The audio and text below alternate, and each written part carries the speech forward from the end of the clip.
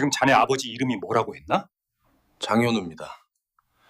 그리고 제가 어릴 때 일찍 돌아가셨습니다. 오늘 소개할 사연은 한 재벌 회장의 인생을 뒤흔든 면접장 한마디에서 시작된 25년 비밀의 이야기입니다. 면접장에 선 한 청년. 그의 자기소개는 평범했지만 아버지의 이름을 말하는 순간 회장의 손에서 펜이 떨어졌습니다. 왜일까요? 그 이름은 25년 전 교통사고로 세상을 떠난 회장의 아들 이름이었습니다. 그리고 청년의 얼굴은 죽은 아들과 거울처럼 똑같았습니다. 기막힌 이야기 채널을 찾아주셔서 감사합니다. 구독과 좋아요를 누르면 오늘 하루 엄청난 행운이 당신을 찾아올 거예요.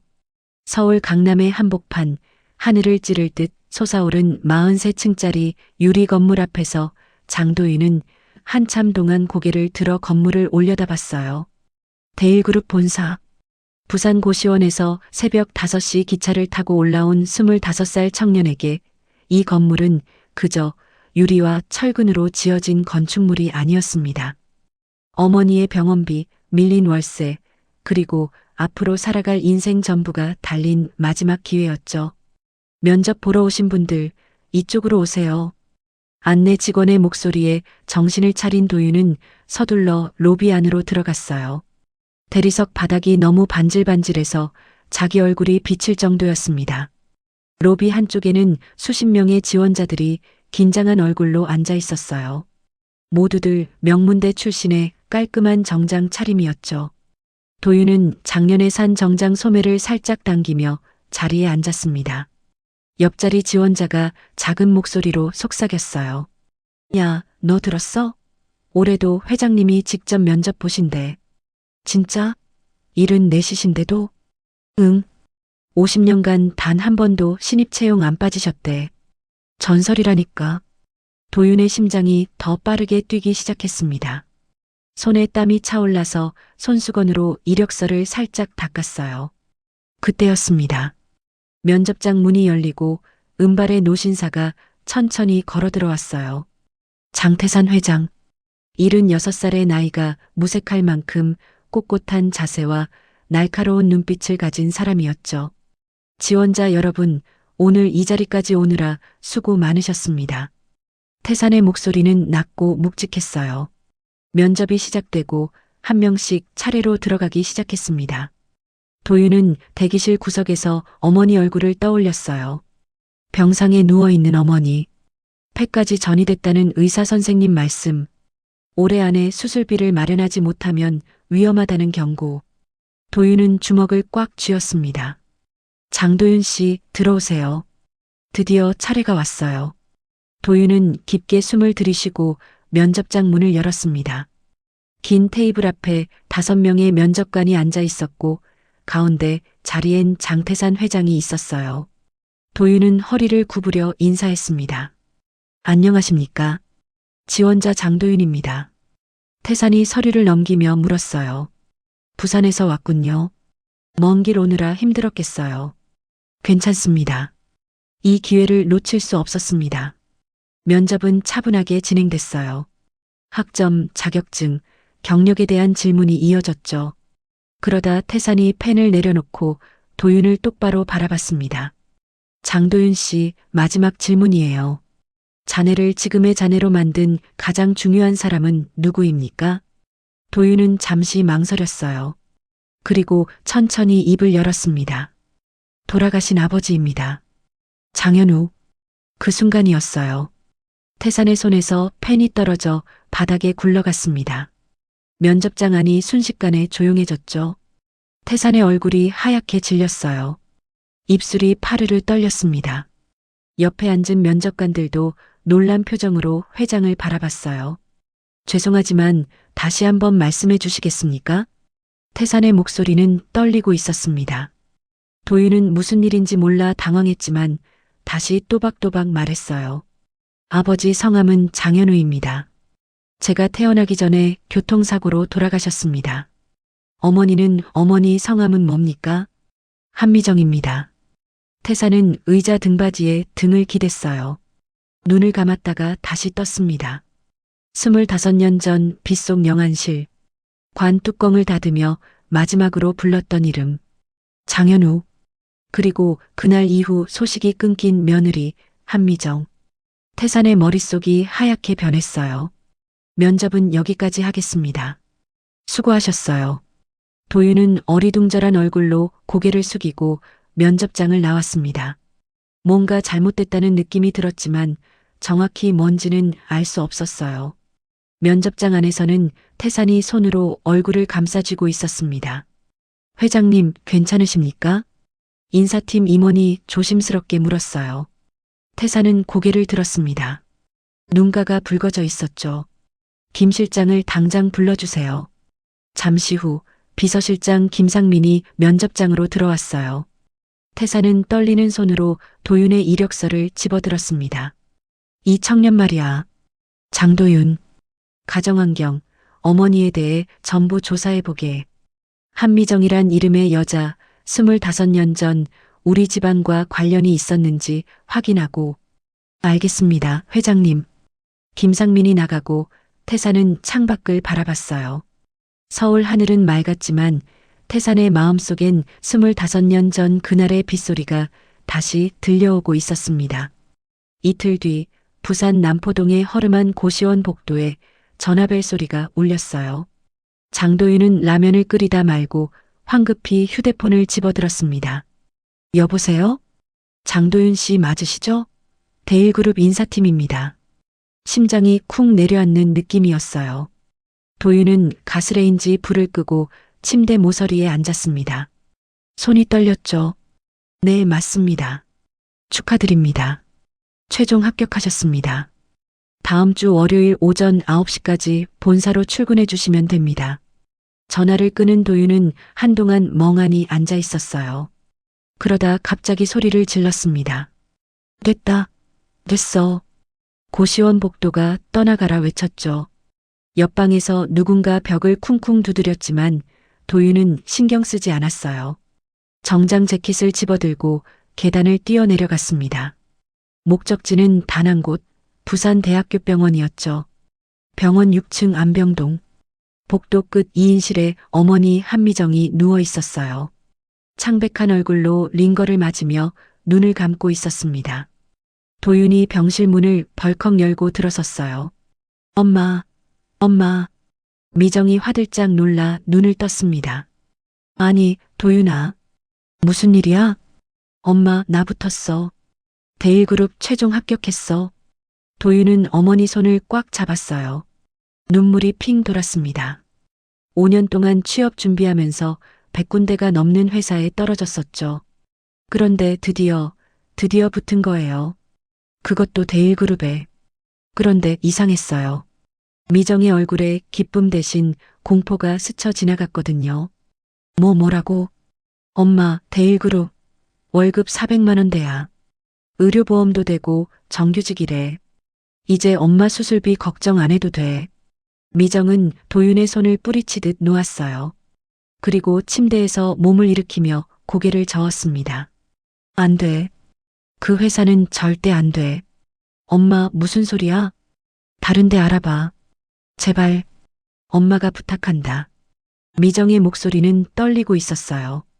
도윤은 이해할 수 없었습니다.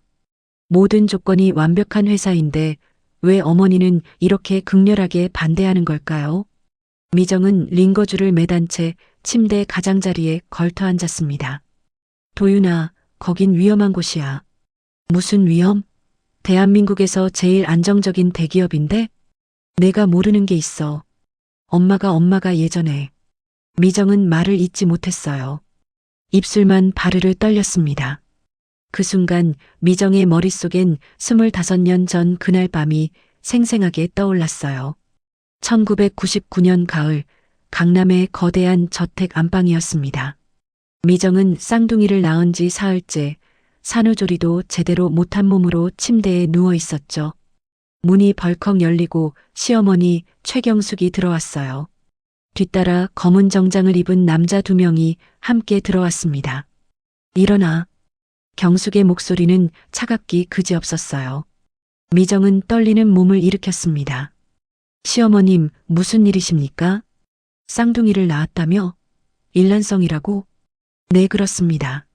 경숙은 비웃듯 코웃음을 쳤어요.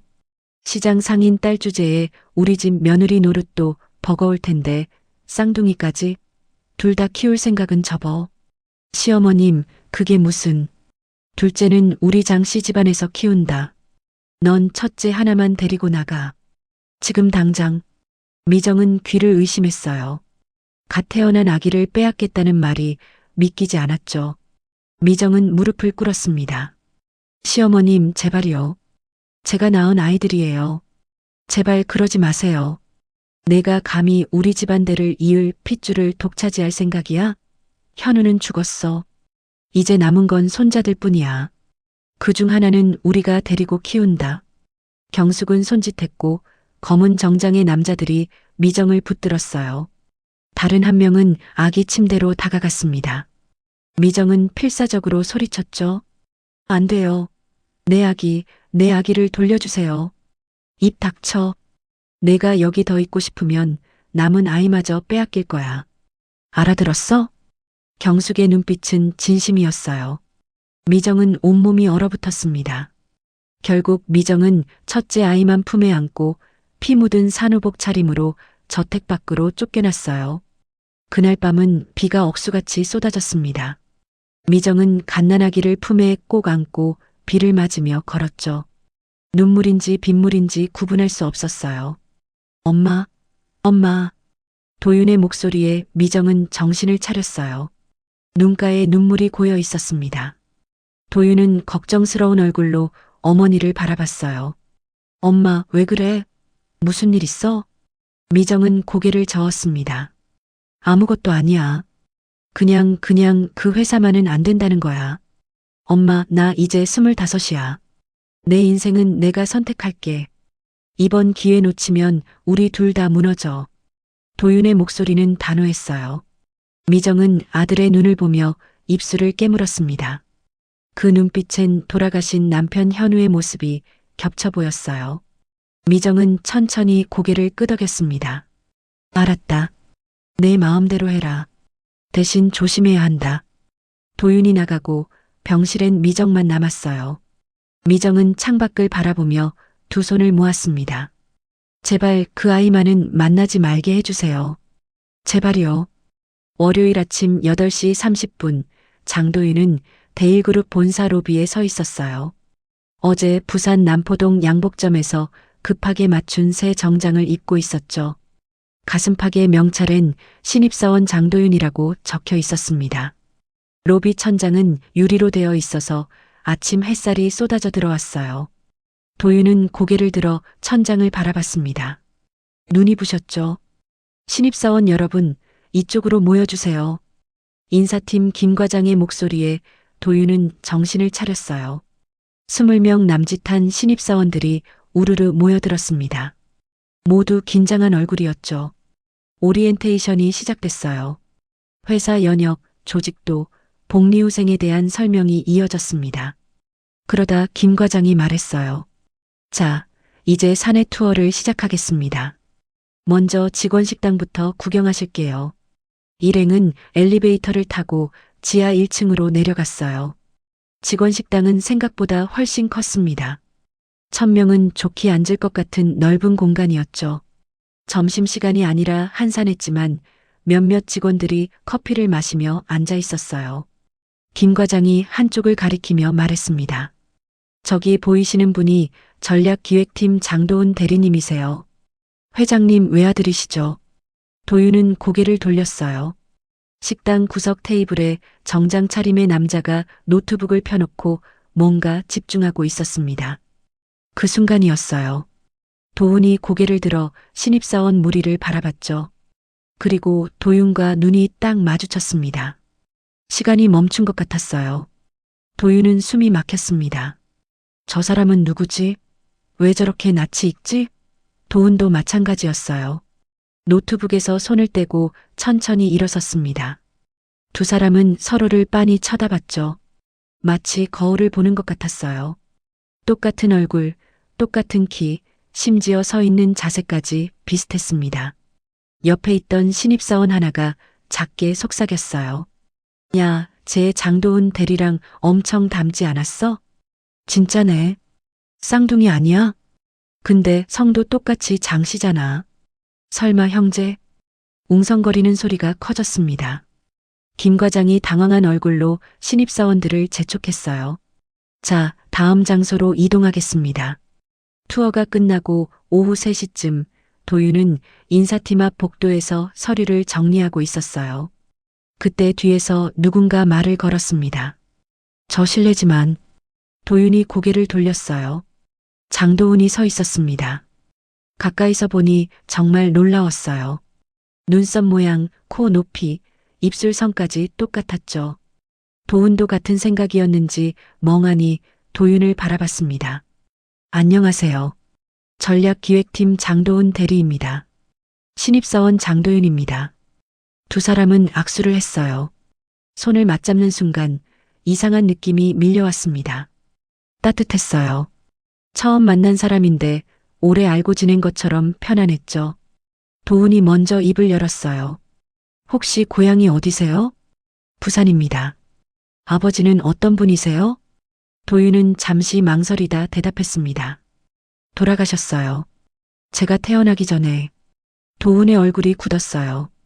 그리고 조용히 말했죠. 저도 아버지가 안 계세요. 두 사람은 할 말을 잃었습니다. 복도 한쪽 벤치에 나란히 앉았어요. 한참 동안 아무 말도 하지 않았죠. 그런데 이상하게 불편하지 않았습니다. 오히려 평온했어요. 마치 어릴 적 잃어버린 퍼즐 조각을 찾은 것 같은 느낌이었습니다. 한편 43층 회장실에서는 비서실장 김상민이 서류를 펼쳐놓고 보고하고 있었어요. 회장님, 조사 결과입니다. 장태사는 안경을 고쳐 쓰고 서류를 받아들었습니다. 첫 장에는 한미정의 주민등록 등본이 있었어요. 생년월일, 본적지, 모든 게 일치했습니다. 25년 전 사라진 며느리와 동일인이었죠. 태산의 손이 떨렸어요. 출산 기록도 확인했습니다. 김상민이 다음 장을 넘겼어요. 1999년 9월 15일 서울대학교병원 산부인과 기록. 출산 방법은 자연분만, 아기는 쌍둥이 남아둘. 일란성 쌍둥이라고 명확히 적혀 있었습니다. 태사는 서류를 내려놓고 눈을 감았어요. 집사람이 날 25년간 속였다는 말인가? 회장님, 어떻게 하시겠습니까? 태사는 한참을 생각하다 입을 열었습니다. 내일 신입사원 건강검진 있지? 네, 내일 오전 10시입니다. 의료센터 원장한테 연락해. 장도윤과 장도은 둘의 혈액 샘플을 채취해서 DNA 검사를 진행하라고. 극비로. 알겠습니다. 김상민이 나가고 태사는 창밖을 바라봤어요. 서울 시내가 한눈에 내려다 보였습니다. 태사는 책상 서랍을 열고 낡은 사진 한 장을 꺼냈어요. 29살의 장현우가 환하게 웃고 있는 사진이었죠. 태사는 사진을 쓰다듬으며 중얼거렸습니다. 현우야, 내 아들들이 살아있구나. 둘 다. 다음 날 오전 대일그룹 의료센터에서 신입사원 건강검진이 진행됐어요. 도윤은 체열실에서 피를 뽑았습니다. 간호사가 말했죠. 조금만 참으세요. 주사기에 붉은 피가 차올랐어요. 도윤은 그게 DNA 검사에 쓰일 줄은 꿈에도 몰랐습니다. 같은 시각 한층위 간부검진실에서 장도은도 피를 뽑고 있었어요. 두 사람의 혈액 샘플은 조용히 검사실로 보내졌습니다. 이틀 후 태산의 휴대폰이 울렸어요. 회장님, 의료센터 원장입니다. 결과가 나왔습니까? 네. 장도윤과 장도은 99.99% 일치합니다. 일란성 쌍둥이가 확실합니다. 전화를 끄는 태산은 의자에 깊이 몸을 기댔어요. 가슴이 먹먹했습니다. 25년 전 빗속에서 사라진 며느리. 한 명뿐인 줄 알았던 손자. 그런데 사실은 쌍둥이였던 거예요. 태사는 주먹으로 책상을 쳤습니다. 경숙, 당신이 우리 가족을 갈라놓았구려. 부산 해운대구 부산대학교병원 9층 안병동이었어요. 한미정은 창가 침대에 누워 링거를 맞고 있었습니다. 창밖으로 바다가 보였죠. 파란 하늘 아래 하얀 파도가 밀려왔다, 물러갔다를 반복했어요. 미정은 멍하니 그 풍경을 바라봤습니다. 서울로 간 아들 도윤이 걱정됐거든요. 제발 아무 일 없게 해주세요. 미정은 두 손을 모으고 기도했어요. 그때 병실 문이 열렸습니다. 간호사가 아니었어요. 검은 양복을 입은 중년 남자 둘이 들어왔죠. 앞쪽 남자는 낯이 익었어요. 25년이 지났지만 미정은 그 얼굴을 잊을 수가 없었습니다. 장태산 회장님? 미정은 벌떡 일어나려다 링거줄에 걸려 비틀거렸어요. 태산이 다가와 미정을 부축했습니다. 천천히 하세요. 몸이 안 좋으신데. 뒤따라 들어온 남자가 말했어요. 한미정 씨, 저는 비서실장 김상민입니다. 회장님께서 직접 찾아오셨습니다. 미정은 믿을 수가 없었어요. 왜 25년 만에 장태산이 여기까지 왔을까요? 태산이 조용히 말했습니다. 밖에 나가서 이야기 좀 할까요? 병원 정원 벤치에 두 사람이 나란히 앉았어요. 10월의 부산은 선선했습니다. 바람이 불어와 미정의 얇은 환자복 자락을 흔들었죠. 태산은 미정의 옆모습을 바라봤어요. 25년 전과는 너무 달라진 모습이었습니다. 당시엔 통통하고 생기 넘치던 29살 젊은 여자였는데 지금은 병마와 싸우느라 뼈만 앙상하게 남은 54살이었죠. 왜 25년간 한 번도 연락을 주지 않았소? 태산의 목소리는 떨렸어요. 미정은 고개를 숙였습니다. 제가 숨은 게 아닙니다. 쫓겨난 겁니다, 회장님. 무슨 말이요? 미정은 천천히 고개를 들었어요. 눈가엔 이미 눈물이 고여 있었습니다. 사모님께서 저를 내쫓으셨어요. 쌍둥이 중 한 명만 데리고 나가라고 하셨죠. 태산의 얼굴이 굳었어요. 미정은 계속 말을 이어갔습니다. 목소리는 떨렸지만 또렷했어요. 출산하고 사흘째 되던 날이었어요. 산후조리도 제대로 못한 몸으로 누워 있는데 사모님이 들어오셨죠. 그리고 말씀하셨어요. 시장 상인 딸 주제에 쌍둥이까지 낳았냐고. 한 명은 장씨 집안에서 키울 테니 나머지 하나만 데리고 떠나라고. 태산의 주먹이 떨렸어요. 미정은 눈물을 닦으며 말을 이었습니다. 저는 무릎을 꿇고 빌었어요. 제발 아이들을 떼어놓지 말아달라고. 그런데 사모님은 만약 제가 거부하면 남은 아이마저 빼앗겠다고 하셨어요. 플래시백이 펼쳐졌어요. 1999년 9월 강남 대저택 안방이었습니다. 최경숙이 차갑게 내려다보고 있었고 미정은 산후출혈로 얼룩진 옷을 입고 바닥에 무릎 꿇고 있었죠.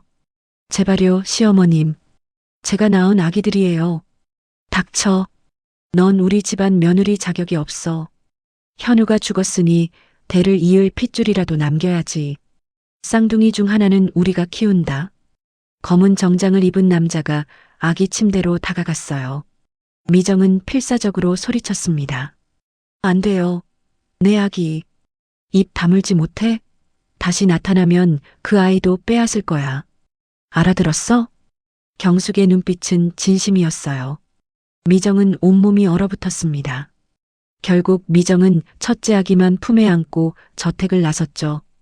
그날 밤은 비가 억수같이 쏟아졌어요.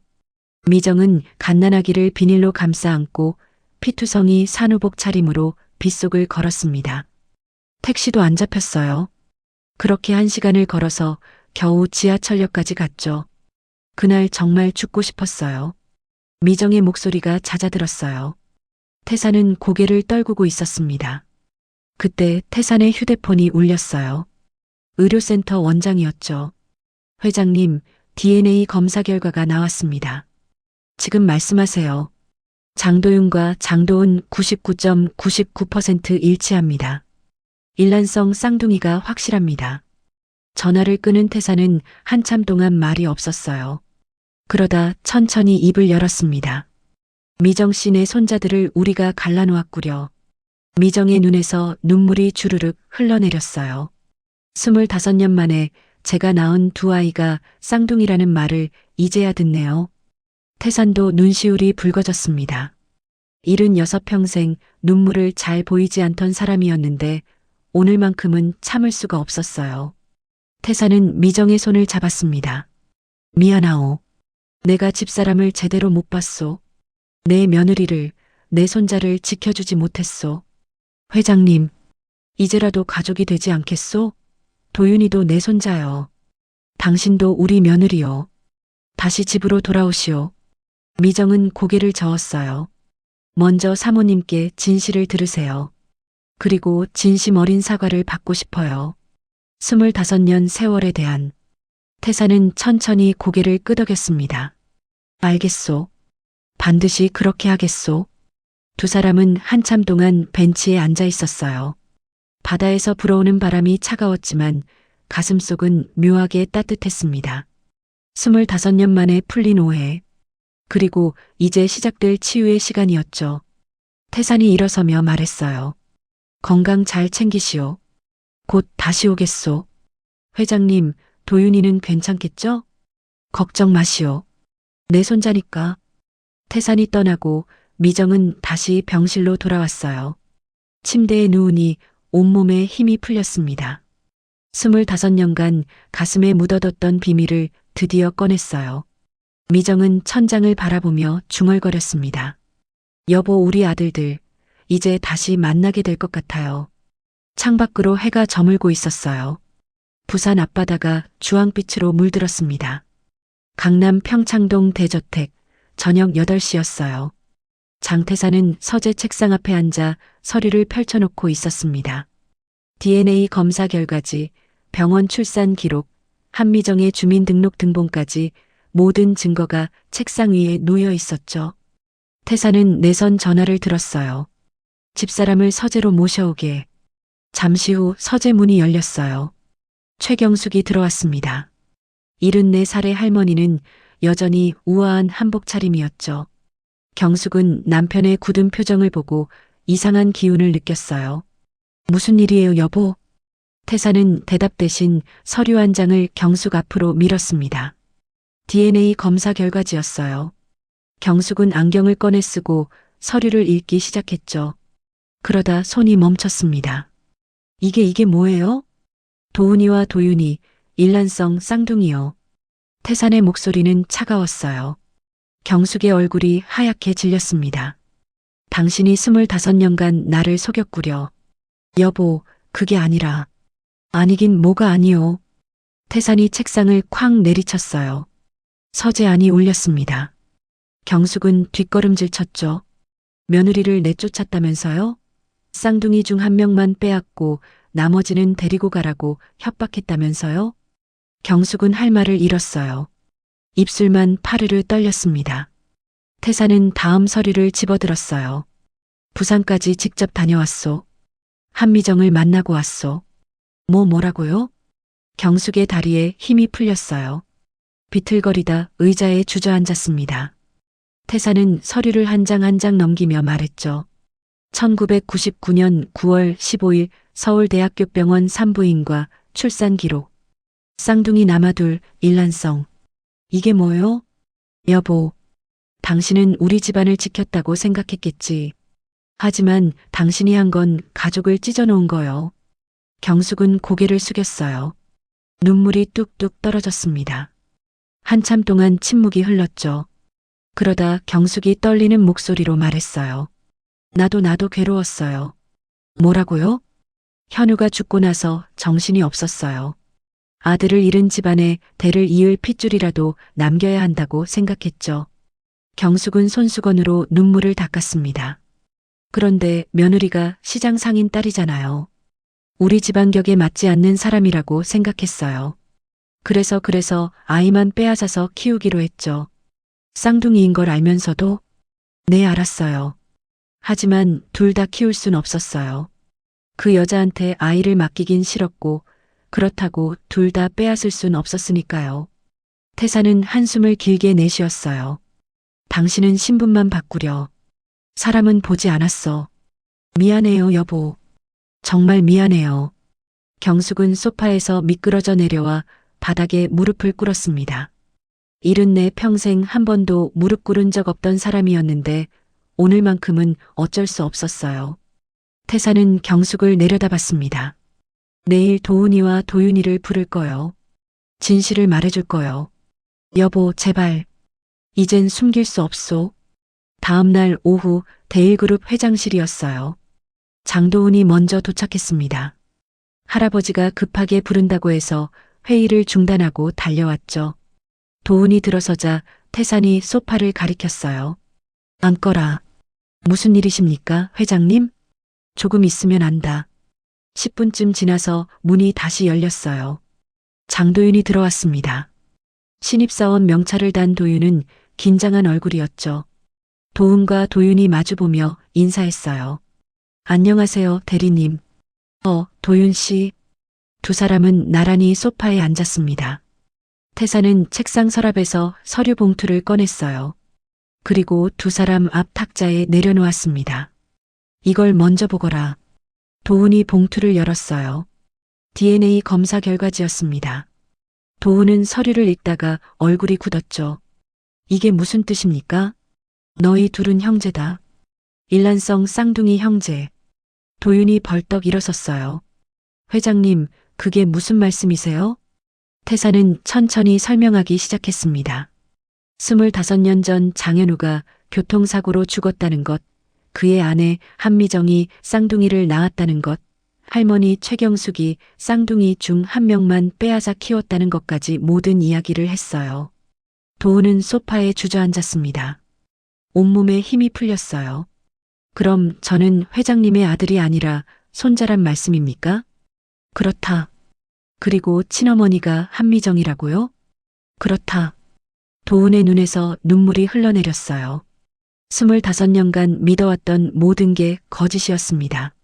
아버지라 불렀던 사람은 할아버지였고 할머니라 불렀던 사람은 증조할머니도 아니고 그냥 할머니였죠. 그리고 어딘가에 친어머니가 살아계셨던 거예요. 도윤도 충격에 빠졌어요. 자기한테 형제가 있었다니. 그것도 일란성 쌍둥이라니. 처음 도훈을 봤을 때 느꼈던 이상한 끌림의 정체가 이제야 이해됐습니다. 그래서 처음 봤을 때 그렇게 편했나 봐요. 도윤이 중얼거렸어요. 도훈도 고개를 끄덕였습니다. 저도요. 알 수 없는 친근함이 형제라서였구나. 두 사람은 서로를 바라봤어요. 거울을 보는 것 같았습니다. 똑같은 얼굴, 똑같은 눈빛. 태산이 조용히 말했어요. 너희 어머니를 만나러 가자. 25년 만에 두 아들을 다시 만나야 할 사람이 계시다. 도훈이 떨리는 목소리로 물었어요. 어머니는 지금 어디 계십니까? 부산대학병원에 입원 중이다. 암투병 중이시다. 도윤의 얼굴이 창백해졌어요. 형은 어머니가 아프다는 것도 몰랐던 거예요. 도훈은 주먹을 쥐었습니다. 당장 가겠습니다. 내일 아침 비행기를 준비해뒀다. 같이 가자. 세 사람은 서재를 나섰어요. 복도를 걷는데 도훈과 도윤이 나란히 걸었습니다. 뒤에서 보니 정말 똑같았어요. 걸음걸이까지 비슷했죠. 태사는 두 손자의 뒷모습을 바라보며 생각했습니다. 현우야, 내 아들들이 드디어 만났다. 다음 날 아침 7시 김포공항 VIP 라운지였어요. 장태산, 장도은, 장도윤 세 사람이 나란히 앉아 있었습니다. 도훈은 어젯밤 한숨도 못 잤는지 눈이 충혈돼 있었어요. 도윤도 마찬가지였죠. 두 사람 모두 떨리는 손으로 커피잔을 쥐고 있었습니다. 탑승 시작하겠습니다. 비서실장 김상민의 안내에 세 사람은 일어났어요. 프라이빗 제트기였습니다. 1시간도 안 걸려 부산 김해공항에 도착했죠. 공항에서 병원까지는 30분 거리였어요. 차 안은 조용했습니다. 아무도 말을 하지 않았죠. 도훈은 창밖을 내다봤어요. 부산 거리가 낯설었습니다. 태어나서 처음 와보는 도시였죠. 여기서 형이 자랐구나. 도훈은 옆에 앉은 도윤을 힐끗 봤어요. 도윤은 두 손을 꼭 쥐고 있었습니다. 입술을 깨물고 있었죠. 도훈이 조용히 물었어요. 긴장돼? 내 엄마가 어떻게 반응하실지. 나도 그래. 두 사람은 작게 웃었어요. 같은 생각을 하고 있었던 거죠. 차가 병원 주차장에 멈췄습니다. 세 사람은 엘리베이터를 타고 9층으로 올라갔어요. 안병동 복도는 소독약 냄새가 났습니다. 간호사들이 바쁘게 오가고 있었죠. 912호실입니다. 김상민이 앞장서서 병실 문 앞까지 갔어요. 태산이 먼저 노크했습니다. 미정 씨, 접니까? 안에서 작은 목소리가 들렸어요. 네, 들어오세요. 문이 열렸어요. 창가 침대에 한미정이 앉아 있었습니다. 얇은 환자복을 입고 있었고 머리는 항암 치료 때문에 짧게 자른 상태였죠. 그런데 눈빛만은 또렷했어요. 미정은 태산을 보고 고개를 숙여 인사했습니다. 회장님 오셨어요. 네, 그런데 오늘은 혼자 온 게 아닙니다. 태산이 몸을 옆으로 비켰어요. 그 뒤로 똑같이 생긴 두 청년이 나란히 서 있었습니다. 미정의 숨이 멎었어요. 한 명은 도윤이었죠. 그런데 옆에 선 청년은 누구일까요? 도윤과 똑같은 얼굴, 똑같은 키, 똑같은 체격이었습니다. 도은아? 미정의 목소리가 떨렸어요. 도은은 한 걸음 앞으로 나섰습니다. 그리고 무릎을 꿇었어요. 병상 바로 옆이었죠. 어머니, 저 늦었죠? 미정의 손이 떨리며 도훈의 얼굴을 향했습니다. 두 손으로 아들의 볼을 감싸 주었어요. 따뜻했습니다. 살아있는 체온이었죠. 25년 전 빗속에서 빼앗겼던 아기. 밤마다 꿈에서 찾아 헤매던 아들. 그 아이가 지금 눈앞에 있었어요. 정말 내 둘째가 맞구나. 미정의 눈에서 눈물이 주르륵 흘러내렸어요. 도훈도 울음을 터뜨렸습니다. 25살 청년이 어린아이처럼 소리내어 울었죠. 어머니, 죄송해요. 제가 어머니를 몰랐어요. 아니야, 내 잘못이 아니야. 도윤도 침대 옆으로 다가왔어요. 어머니의 다른 손을 잡았습니다. 엄마, 우리 이제 셋이 같이 있는 거예요. 미정은 두 아들의 손을 꽉 잡았어요. 왼손엔 도훈, 오른손엔 도윤. 25년 동안 비어있던 자리들이 한 번에 채워지는 순간이었습니다. 태사는 문가에 서서 그 모습을 지켜봤어요. 눈가가 붉어졌죠. 현우야, 하늘에서 보고 있지. 내 아들들이 드디어 엄마를 만났다. 한참을 울고 난 뒤 미정이 두 아들의 얼굴을 번갈아 봤어요. 둘이 정말 똑같이 생겼구나. 엄마, 우린 일란성 쌍둥이래요. 도윤이 말했어요. 미정는 고개를 끄덕였습니다. 그래, 알아. 태어날 때부터 똑같았어. 구별이 안 될 정도로. 도훈이 물었어요. 어머니, 그때 정말 힘드셨죠? 미정는 도훈의 머리를 쓰다듬었어요. 엄마는 괜찮았어. 다만 너를 못 본 게 너무 미안했다. 이제라도 만났잖아요.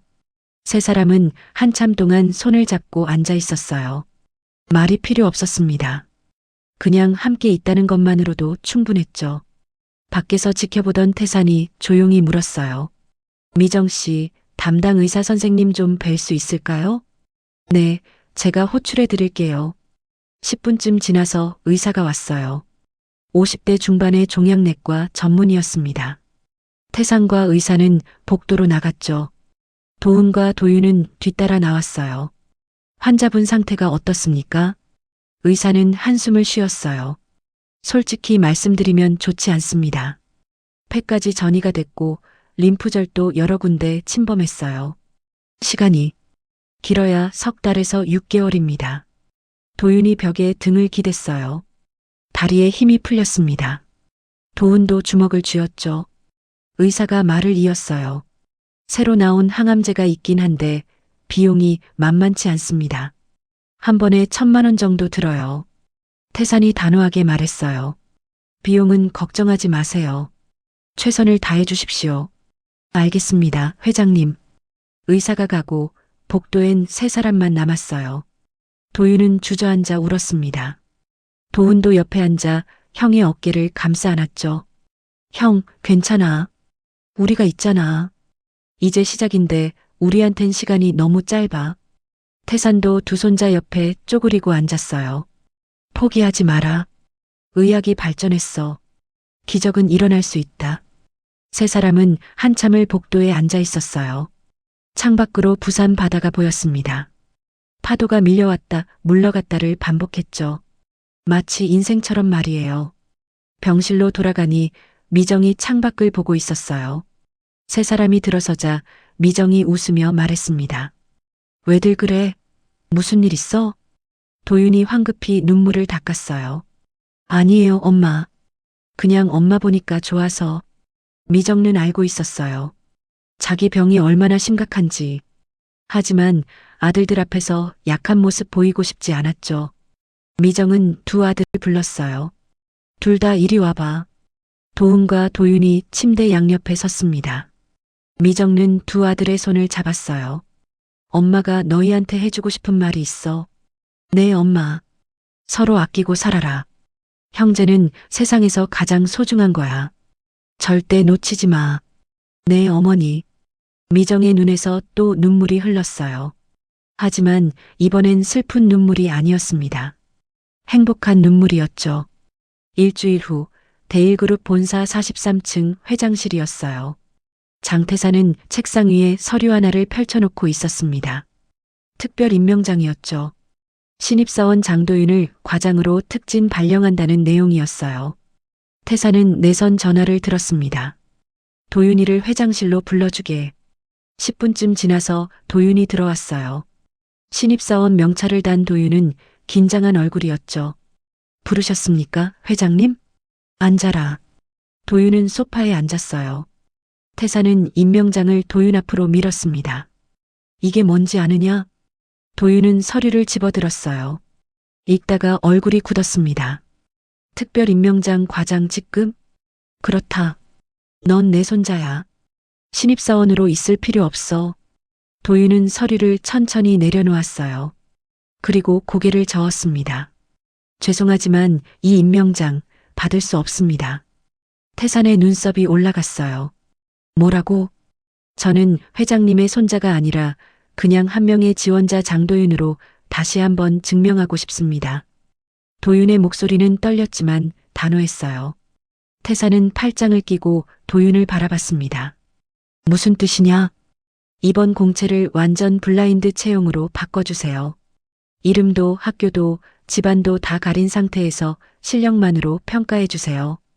도윤은 자리에서 일어났어요. 허리를 굽혀 인사했습니다. 그리고 저는 오늘로 퇴사하겠습니다. 다음 공채에 다시 도전할게요. 도윤아. 태산이 소리쳤지만 도윤은 이미 마음을 정한 얼굴이었어요. 엄마가 25년간 아무한테도 기대지 않고 저를 키우셨거든요. 저도 그렇게 살고 싶어요. 떳떳하게. 도윤은 명찰을 떼어 책상 위에 올려놓았습니다. 그리고 회장실을 나갔죠. 문이 닫히고 태사는 한참 동안 멍하니 앉아 있었어요. 그러다 작게 웃음이 나왔습니다. 그래, 그 고집, 내 아버지를 꼭 닮았다. 다음 날 저녁 부산대학병원 912 호실이었어요. 한미정은 혼자 누워 링거를 맞고 있었습니다. 도윤은 서울로 돌아갔고 도훈은 회사 일 때문에 부산과 서울을 오가고 있었죠. 미정은 창밖을 바라보고 있었어요. 해가 지고 있었습니다. 똑똑. 문을 두드리는 소리가 들렸어요. 간호사인 줄 알았는데 아니었습니다. 최경숙이었어요. 74세 할머니는 작은 보따리를 들고 서 있었죠. 미정은 깜짝 놀라 침대에서 일어나려 했어요. 시어머님, 그냥 누워 있어요. 몸 불편한데. 경숙은 천천히 병실 안으로 들어왔어요. 의자를 끌어다 침대 옆에 앉았습니다.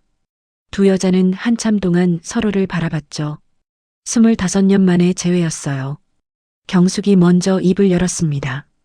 많이 아프지? 괜찮습니다. 거짓말. 얼굴 보면 안다. 경숙은 보따리를 풀었어요. 안에는 두툼한 앨범이 들어 있었습니다. 경숙이 앨범을 펼쳤죠. 첫 장엔 갓난아기 사진이 있었어요. 재원이야. 아니, 도훈이. 사진 속 아기는 하얗게 웃고 있었어요. 경숙은 한 장 한 장 넘겼습니다. 100일, 돌, 첫걸음마, 유치원 입학식, 초등학교 운동회까지 도훈의 모든 순간이 담겨 있었죠. 너 없이 찍힌 사진들이야. 경숙의 목소리가 떨렸어요.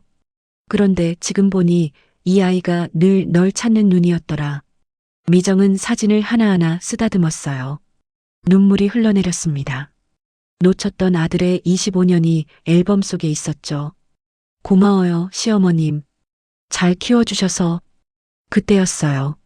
경숙이 의자에서 내려와 바닥에 무릎을 꿇었습니다. 74 평생 한 번도 무릎 꿇은 적 없던 사람이었는데 오늘만큼은 어쩔 수 없었어요. 미정아. 미정이 깜짝 놀라 침대에서 내려오려 했어요. 시어머님, 뭐 하세요? 내가 미쳤었다. 경숙의 눈에서 눈물이 주르륵 흘러내렸어요. 신분만 보고 사람을 버렸어.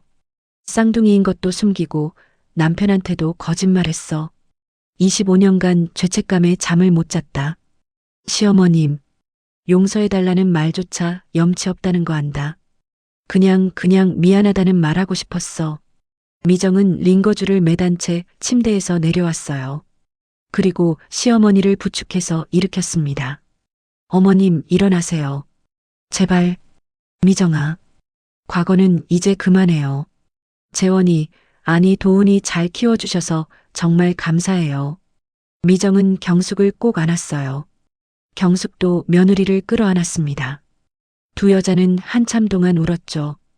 25년간 쌓였던 한과 미움이 눈물과 함께 흘러내렸어요. 이제라도 우리 가족이면 충분해요. 미정의 말에 경숙은 고개를 끄덕였습니다. 두 사람은 침대 옆에 나란히 앉았어요. 경숙이 앨범을 다시 펼쳤습니다. 이 사진 봐. 도훈이가 7살 때야. 학예회에서 주인공 했어. 정말요? 우리 도윤이도 그랬는데. 그래. 네, 그때 사진 제가 갖고 있어요. 나중에 보여드릴게요. 두 사람은 사진을 보며 이야기를 나눴어요. 놓쳤던 시간들을 조금씩 채워나갔죠.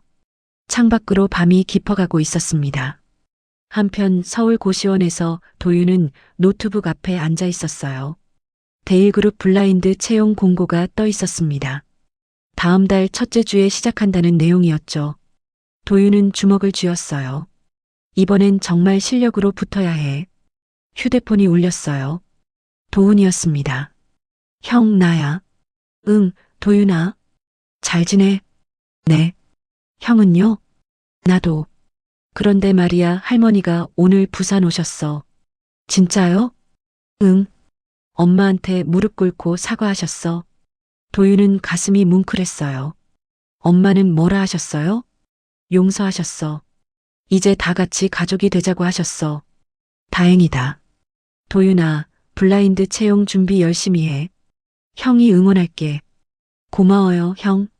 전화를 끊고 도윤은 다시 노트북 화면을 응시했어요. 눈빛이 달라졌습니다. 이제 도윤에겐 지켜야 할 가족이 더 많아졌거든요. 석 달이 흘렀어요. 가을이 지나고 겨울이 찾아왔습니다. 서울엔 첫눈이 내리기 시작했죠. 데일그룹 본사 대강당, 오전 10시였어요. 블라인드 채용 최종 발표가 열리는 날이었습니다. 이번 채용은 완전히 달랐어요. 이름도 학교도 나이도 성별도 모두 가렸죠. 오직 번호로만 평가했어요. 강당엔 300명이 넘는 지원자들이 앉아 있었습니다. 무대 위로 장태산이 올라왔어요. 마이크를 잡고 천천히 입을 열었습니다. 지원자 여러분, 오늘은 특별한 날입니다. 데일그룹 50년 역사상 처음으로 완전 블라인드 채용을 실시했습니다. 박수 소리가 터져 나왔어요. 태사는 계속 말을 이어갔습니다. 신분도 배경도 보지 않았습니다. 오직 실력만 봤습니다. 그리고 오늘 그 결과를 발표하겠습니다. 인사팀장이 봉투를 태산에게 건넸어요. 태산은 봉투를 천천히 뜯었습니다. 안에서 종이 한 장을 꺼냈죠. 응시번호 2024-5103번. 강당이 조용해졌어요. 모두들 숨을 죽이고 있었습니다. 수석 합격입니다. 박수가 터졌어요. 그런데 아직 이름은 발표되지 않았습니다. 태산이 말했죠. 수석 합격자는 무대로 올라와 주십시오. 사람들이 웅성거렸어요. 누가 103번일까요?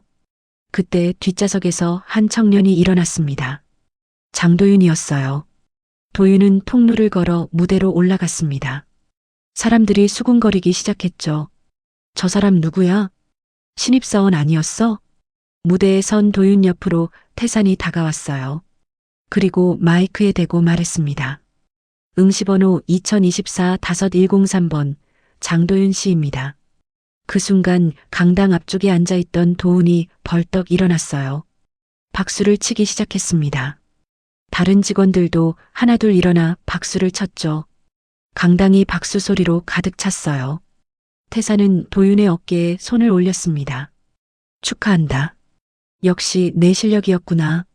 도윤은 눈물을 참으며 고개를 숙였어요. 감사합니다, 회장님. 이제 당당하게 우리 회사 직원이야. 아니, 우리 손자지. 도윤은 객석을 바라봤어요. 형 도훈이 엄지를 치켜세우고 있었습니다. 도윤도 웃으며 손을 흔들었죠. 그로부터 한 달 후였어요. 부산 대학병원 중환자실 앞 복도였습니다. 장태산, 최경숙, 장도훈, 장도윤 네 사람이 불안한 얼굴로 서 있었어요. 한미정의 대수술이 진행 중이었죠. 새로 나온 항암제와 수술을 병행하는 치료였습니다. 가족분들 계십니까?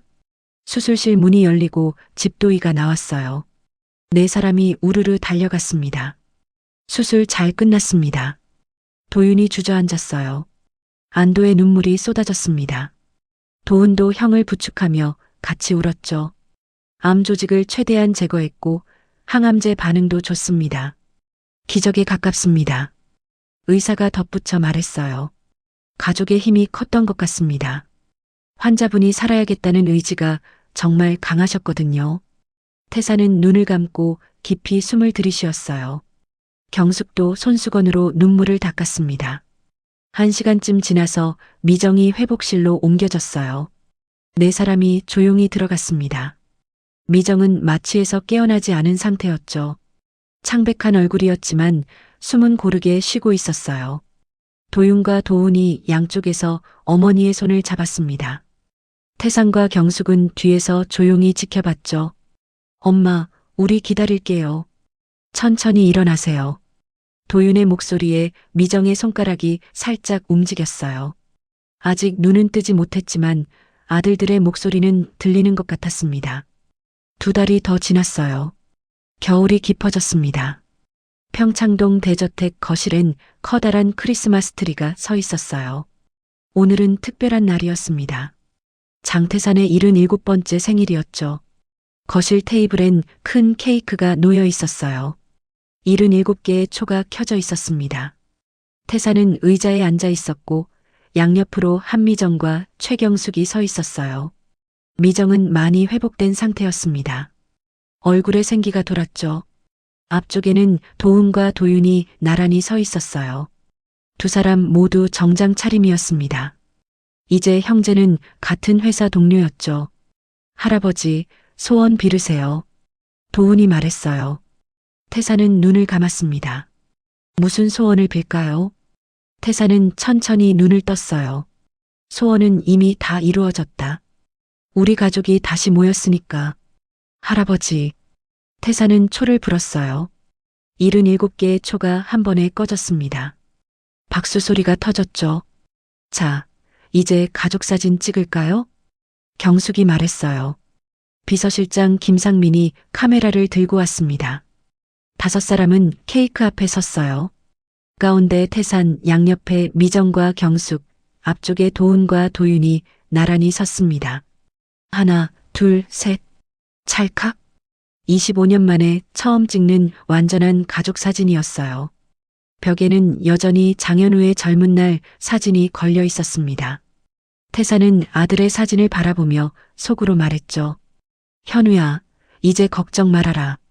내 아들 둘, 우리가 같이 지킬게. 창밖으로 눈이 내리기 시작했어요. 하얀 눈송이가 하늘에서 천천히 내려왔습니다. 25년간 얼어붙었던 마음 위에 포근히 내려앉는 하얀 눈이었죠. 거실에선 5 식구가 따뜻한 차를 마시며 웃고 있었어요. 도윤이 형 도훈의 어깨에 손을 올렸습니다. 형, 내일 출근 같이 갈까요? 그래, 이제부터 쭉 같이 가자. 미정은 두 아들을 바라보며 미소 지었어요. 태상과 경숙도 손자들을 흐뭇하게 바라봤습니다. 25년 전 빗속에서 갈라졌던 가족이 다시 하나가 됐어요. 운명이 찢어놓았지만 사랑이 다시 이어주었습니다.